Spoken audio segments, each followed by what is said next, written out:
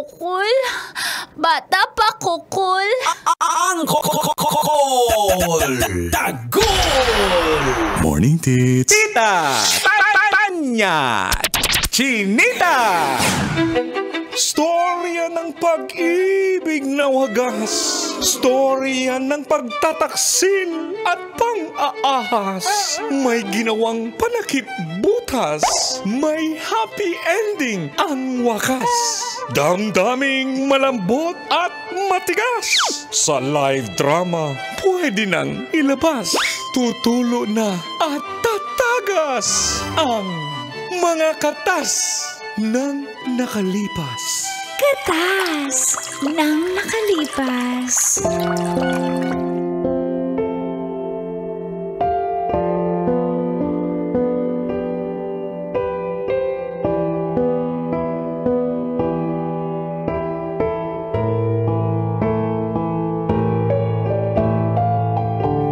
Dear Uncle Tagol And Tita Tanya Chinita.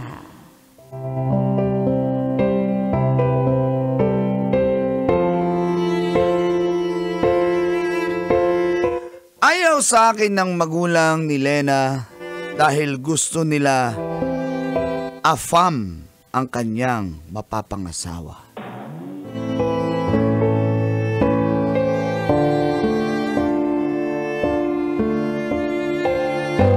Feel good morning po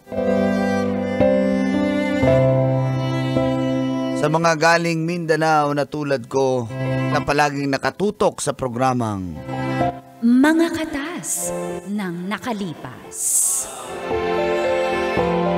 itago niyo na lang po ako sa pangalang Tulem. Ang katas kong ito, Call and Teach, ay tungkol sa pinakamamahal kong babae na si Lena.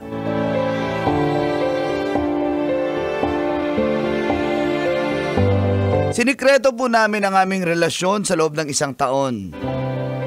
Dahil ayaw nga sa akin ng magulang niya. Gusto afam para umangat agad sila sa buhay.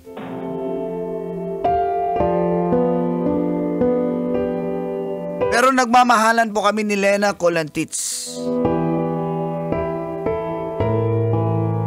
At dito na nagsimulang tumagas Katas ng aking nakalipas.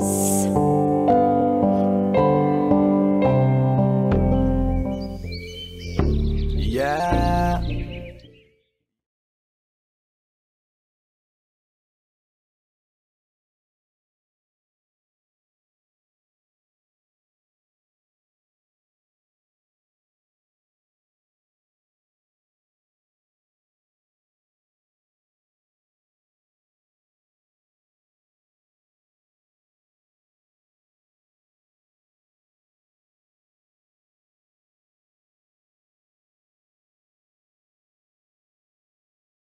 Lena, awin mo na yung lalaking yan. Diba, darling? Tay, maayos naman po si Tulem eh. Mayang gabi mga... Kung si mais gabi, umalis ka na. Diba, darling? Anong gusto natin mapapangasawa ni Lena? Ah? Ano ang gusto natin mapapangasawa ni Lena? Gusto ko magkalahi kasi ng blue eyes. Tsaka syempre, hindi na ako magde-deny. Gusto ko sobrang Latina ng mga anak ko. Maging Latina sila at Latino. Kaya gusto ko ng afam. Ano ibig sabihin ng afam, Kanor? Apam. Apam. Amerikanong? Apam. Amerikanong? Pangit? Apang pala yun. Ano ba? Amerikanong? Family. Yan, Amerikanong family. Gusto namin ng Apam. Amerikanong family. Tsaka, kaya pwede umalis ka na bago pa man kami mag road rage dito. Pwede mag-road rage sa bahay? Oo nga. Ano Bago pa kami. Patulims ka pa? Bago kami mag-road rage dito. Umalis ka na. Una na ko, Lena. Uy, Tulim, pasensya ka na ha. Okay lang. May bubulong ako sa'yo. Magkita na lang tayo. Dun sa dati nating... Wow, nagbulungan kayo dyan. Nandito kami sa harap. Ano bulungan nyo? Akala nyo, hindi namin alam yan. Dati ganyan din ang ama nyo, pabulong-bulong. Oh. Damay na naman ang civilian. Sige na, Umuwi umalis ka ka na, Tolem. Lena. Kung ayaw mong magalit kami dito, nagmumura ko. Gusto mo masampol. Daling, wag na muna. Kasi, Relax ka lang. kasi. Baka marinig tayo ng kapit. Wala, mantakin mo ng ligaw ka, wala kang dala para sa amin. Diyos ko, Kaya nga, yun- hindi mo deserve ang anak namin! Get out! Get out of my house and don't step the grass. Dapat galit ka. Lagyan mo ng emosyon. 1, 2, 3, Ay, go. high blood kasi ako na Lights, camera, action! Get out of my house and don't step the grass. Anong strip? Parehas lang yan. Lena. Una Pasensya na ka ako. na, Tolem. Pasensya ka na.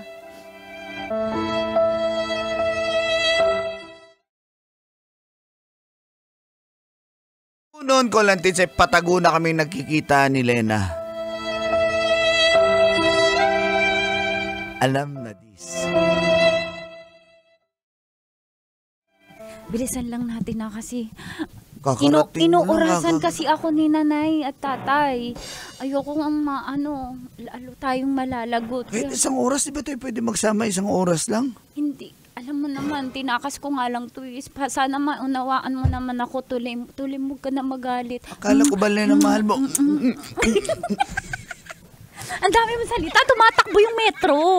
Kasi akala ko ba mahal mo ko, tapos ganito. Mahal kita, kaya nga tumakas ako kahit alam ko, Diyos ko, baka mapatay ako ng mga magulang ko. Tulim, ginagawa ko to. Kaya kung may gagawin ka, gawin na natin. Gawin na ba natin? Do you want to move me? Ano, do you want to move me? Galawin mo. I move you. Ang galing-galing mo talaga. Kaya ako na... Halika nga. Lena. Lena. Tulim. Lena. Kailangan mong malaman.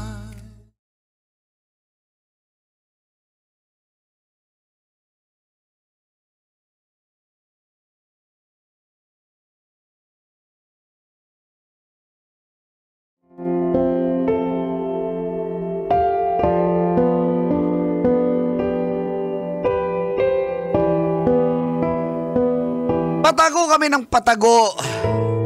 At sa aming pagtatago ko lang, Tits, may nabuo.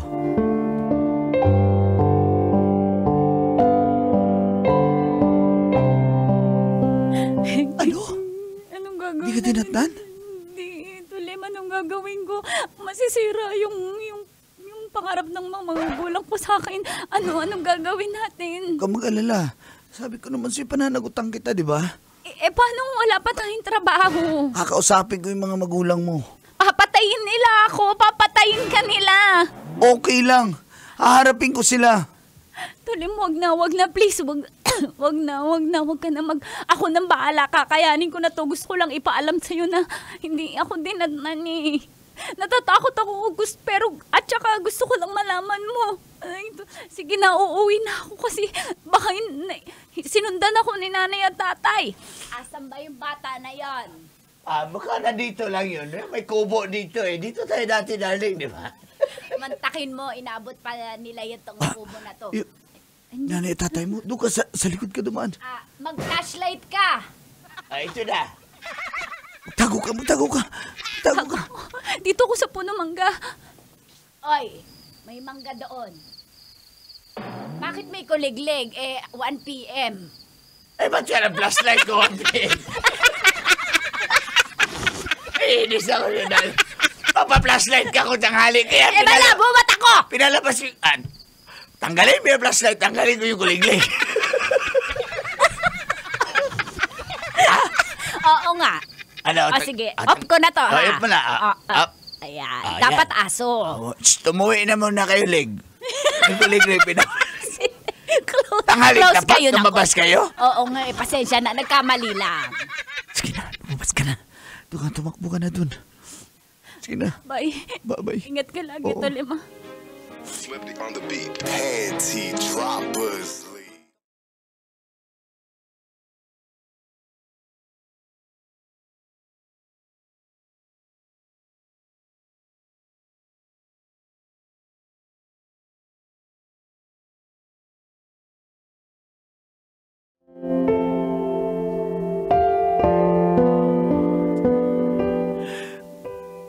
Gusto ko na pong kausapin ng mga magulang ni Lena, Col and Tits.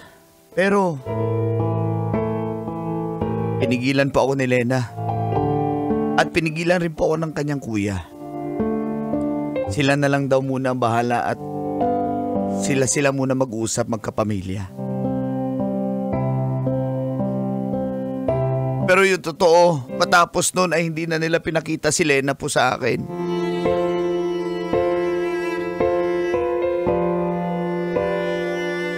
Pinutol nila lahat ng komunikasyon namin. At ang huling natanggap kong text ay mga pagmumura mula sa kanyang nanay. Galit na galit. At matapos noon ay binlock na rin ako.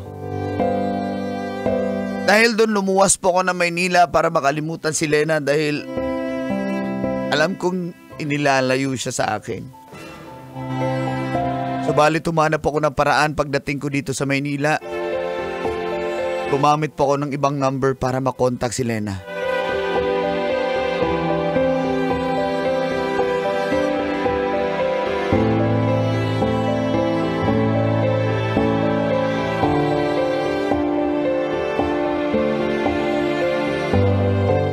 Hello?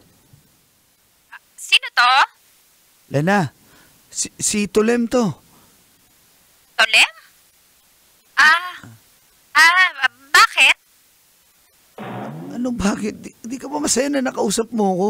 Gumamit pa ako ng ibang number. Tsaka, grabe, nanap ko yung bago naman. Pero may kailangan ka ba? Kumusta?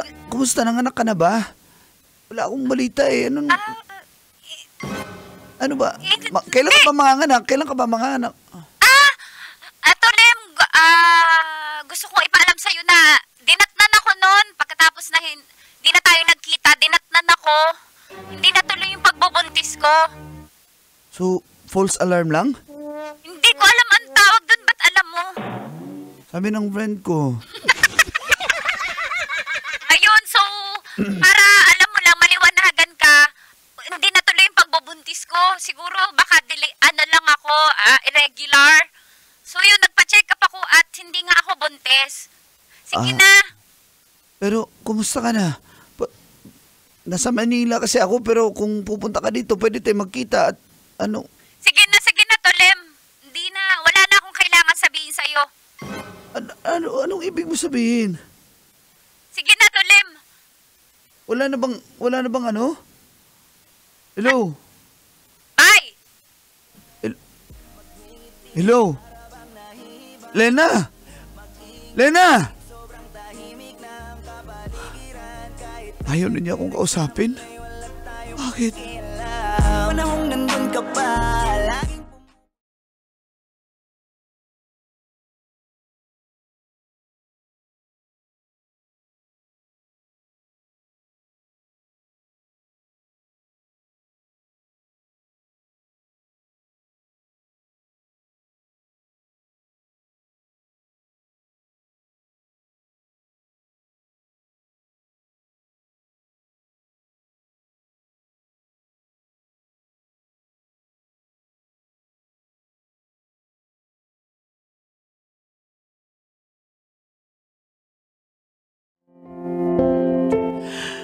Ang sakit-sakit sa damdamin. Kolantits. Kala ko ba mahal ako ni Lena pero na-brainwash na rin po siya ng kanyang pamilya.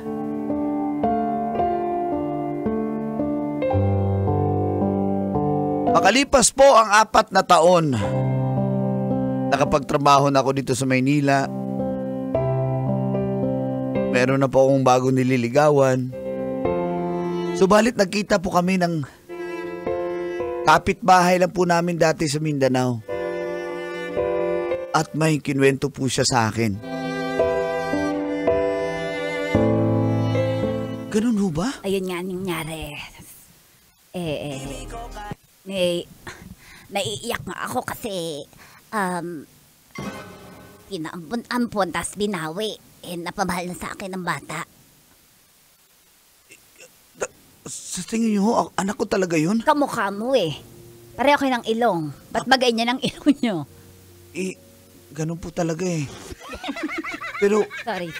Ayun na nga. 4 Ano years? binibilang mo? 4 years old yung bata.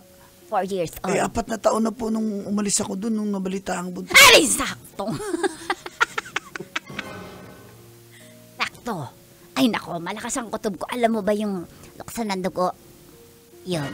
Yun ang nararamdaman ko eh. Hindi mo naman ako kahano-ano. Ba't mo tayo magkaluksan? Siyempre, inangkubong ko yung bata. Kahit paano nakasama ko. Tsaka yung... Pero binawi po sa inyo yung binawi bata? Naiyak ako na binawi ganito. Ganon. Pero, pero biro, kamukha mo talaga yung bata. Pero si Lena ngayon, may afam na talaga siya. Oo, sabi niya andun na sila, nagsasama na sila nung may afam na siya. Bigyan niyo ako ng kontak niya para makausap ko po siya. Baka magalit sa akin, pero sige, dahil Sige na ho. ako'y nagmamalasakit para sa iyo. Salamat. Sige, Salamat ho. salamat din.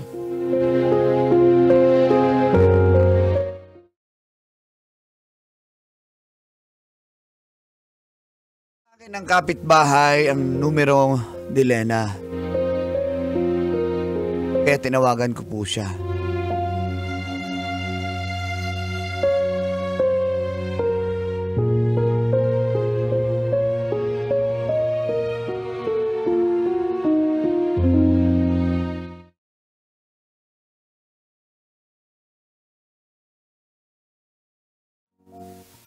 Hello?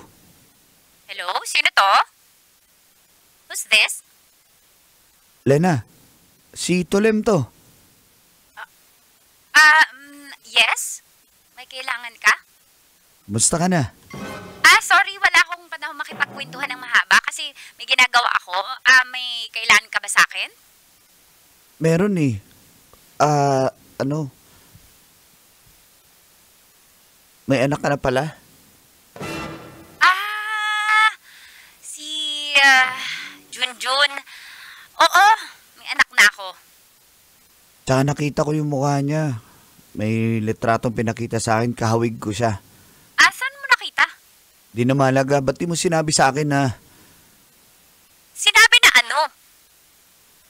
natuloy pala yung pagbubuntis mo nun? Na may anak pala tayo. Ba't tinago mo sa akin, Lena? Saan galing yung balita na yan? Naku, Tolem, ang daming fake news ngayon. Sana naman piliin mo yung mga pinaniniwalaan mo. Anak ko yun sa AFAM. Anak sa Pasensya ka apa? na kung kailangan ko tong sabihin, baka masaktan ka. Pero may anak na kami ng AFAM. At saka this month, ngayong April, ayun nga, isasama na kami ng asawa ko sa States. Oo, anak namin yun ng AFAM. Naku, nagkakamali ka kung sino man nagkwento niyan. Baka galit yan sa akin. Teka lang, Naiingit siguro. Paano kayo magkaanak ng afam? Ha? Nag-ano? Hindi, ang ibig ko sabihin, yung bata kamukha ko eh. Paano naman maging mukhang apam yan? Paano mo naging kamukha? Blue eyes. Hindi blue eyes yung bata. Huwag mo ka naman magsinungaling. Nakita ko yung Huwag ka picture. nang mamuwersa, Tolem. Anong sinasabi mo? Alam mo, nahihibang siguro, nababaliw ka na. Sana mag-move on ka na kasi naka-move on na ako. Tagal-tagal na ng Tolem. Hanggang ngayon ba naman ito yung pinag-uusapan natin sa telepono? Anak nga yun ng AFAM na jowa ko na kukunin na kami papunta ng Amerika. Ano, malinaw na ba? Hindi, Lena. Kasi alam ko anak ko yan. May karapatan ako bilang ama. Kung ipagpipilitan mo at manggugulo ka, hindi ako matatakot na idemanda ka. Ano? Tigilan mo na ako pwede. Huling tawag mo na to. Lena. Huling tawag mo na to. Huwag mo na akong guluhin, Tolema. Huwag mo na kaming guluhin ang pamilya ko. Lena, mag-usap lang naman tayo. Please, ang karapatan ko bilang ama nung... Hindi mo anak yun. Nababaliw ka na talaga. Nagdodroga ka ba? Adik ka ba? Lena! Diyan ka na, bye. Lena! Lena! Lena! Pilit kong ginamahal